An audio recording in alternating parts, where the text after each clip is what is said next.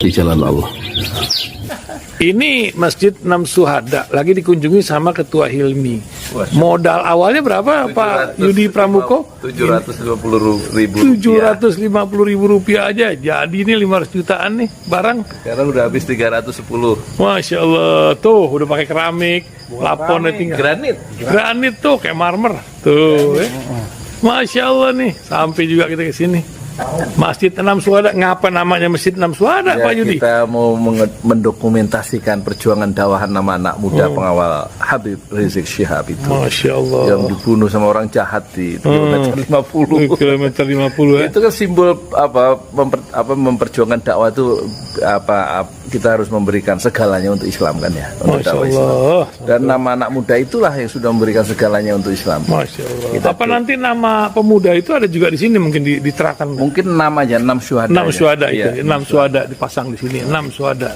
Bip Ali, apa yang dikomentarin dari ini semua, Bip Ali? Masya Allah, luar biasa. Dari uang 700.000, kalau pengen ternyata bisa. Bisa. Allah kirim. Tuh, bisa. Ya, dengan masuk satu gang kecil, tapi Bapak ini luar biasa. Kecil tuh. Masya Allah ya. Satu call aja. Masya Allah. Perjuangan Pak Yudi Pramuko, YouTuber sejagat paling tua. Tertua di semesta. Tertua di semesta. Masya Allah.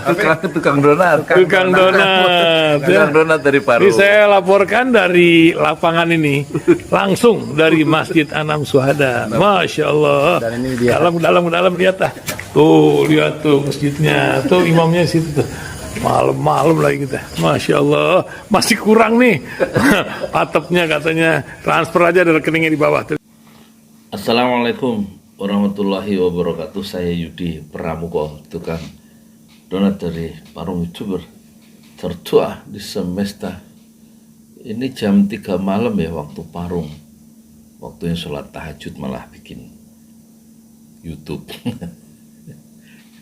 Jadi soal Muldoko itu dia ketua, Muldoko itu ketua dari Kelindo, Perkumpulan Industri Mobil Listrik Indonesia, dia ketuanya. Terus Luhut Binsar Panjaitan, dua-duanya anak buah Jokowi, itu dia punya perusahaan sepeda motor listrik kerjasama dengan Gojek. Jadi dua pejabat penting di Jokowi ini, di samping pejabat dia juga pedagang dan nggak diapa-apain sama Jokowi. Nah inilah ya satu kekacauan ya dalam menata etika demokrasi itu, dicampur adukkan yang pejabat itu bertabrakan kepentingan. Kalau dia pejabat sekaligus dia pedagang ya, yang disebut kata orang-orang pintar itu konflik interest ya, pasti ada kepentingan, benturan kepentingan ya.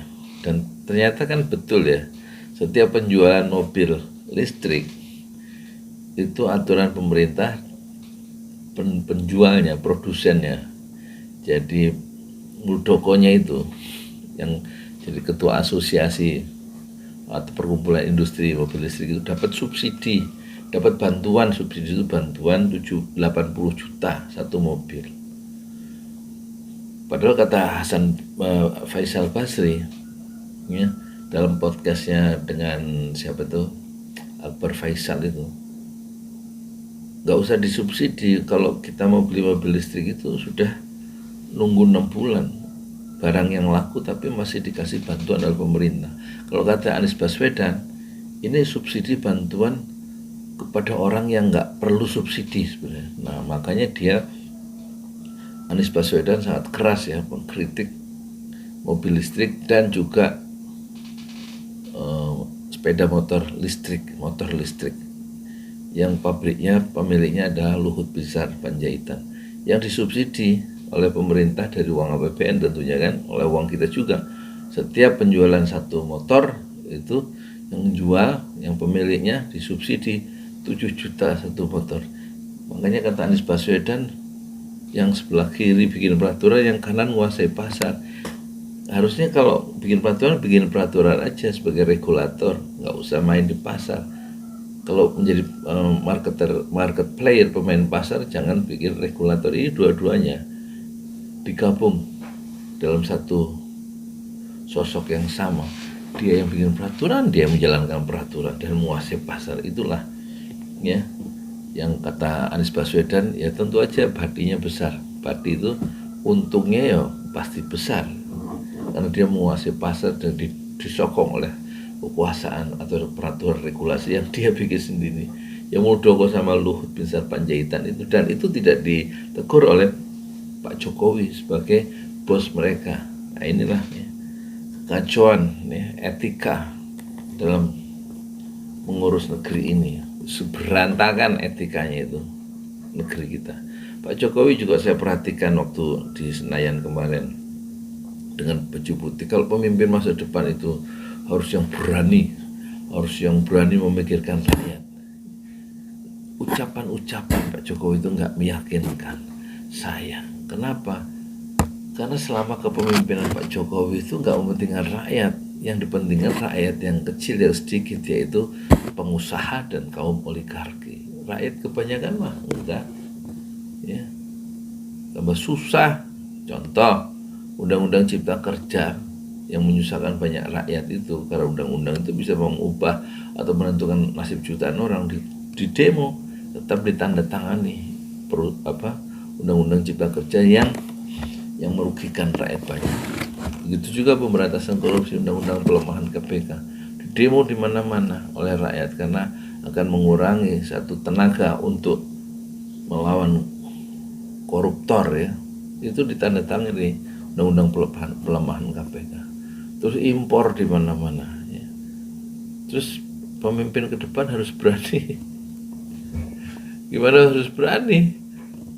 Sekarang perusahaan Cina aja ada, kata para ahli ada 15.000 di Indonesia, dan gaji dari pengusaha-pengusaha Cina itu lebih tinggi dari pekerja lokal. Kalau mereka digaji dengan standar internasional di Indonesia, dan pekerja-pekerja lokal yang kerja di perusahaan Cina yang 15.000 itu proyek-proyek Cina itu dengan standar UMR. Nah itu ketidakadilan yang ada. Sementara kalau di Doha, kata siapa ya, di Doha di Qatar itu CEO yang sama, misalnya CEO Cina dengan CEO dari Doha Qatar, itu dibikin peraturan CEO orang Qatar sendiri, orang asli pribumi itu harus 3 kali lipat gajinya lebih besar daripada orang-orang asing yang kerja di Qatar itu yang benar ya,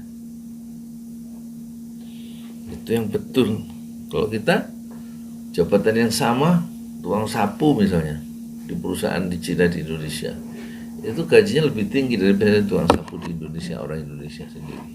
Nah, inilah satu yang ada di era Pak Jokowi ini. Saya kasihan sebenarnya dengan Pak Jokowi yang memimpin negara ini dan mendapat serangan yang sangat masif dan tajam serta bertubi-tubi dari tahun ke tahun sejak tahun pertama ya. Dan kemudian tahun 2019 sudah diingatkan ada tagline ganti presiden.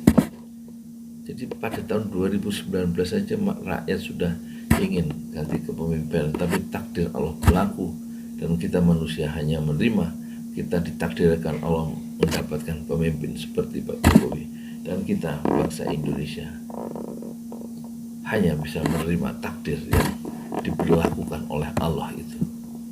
Pasti untuk kepentingan kita sendiri, menurut Allah sendiri, dan mungkin kita tidak tahu hikmahnya sekali. Tapi pada satu saat kepemimpinan yang menurut kita paling buruk sepanjang sejarah Indonesia merdeka ini, kepemimpinan di era Pak Jokowi ini, insya Allah akan melahirkan satu kepemimpinan yang lebih baik di masa depan, karena masyarakat sudah disadarkan bahwa kepemimpinan sekarang tidak membuat saya terutama sejahtera, tidak ya, justru mengundang ya satu kecaman-kecaman terhadap pemerintahnya sendiri, cacian dari rakyatnya untuk pemimpinnya sendiri hanya di era sekarang. Saya Yudi Pramuka, tukang donat dari para YouTuber tertua di semesta fasbir sabran. Jamilah, bersabarlah dengan kesabaran yang indah. Assalamualaikum warahmatullahi wabarakatuh.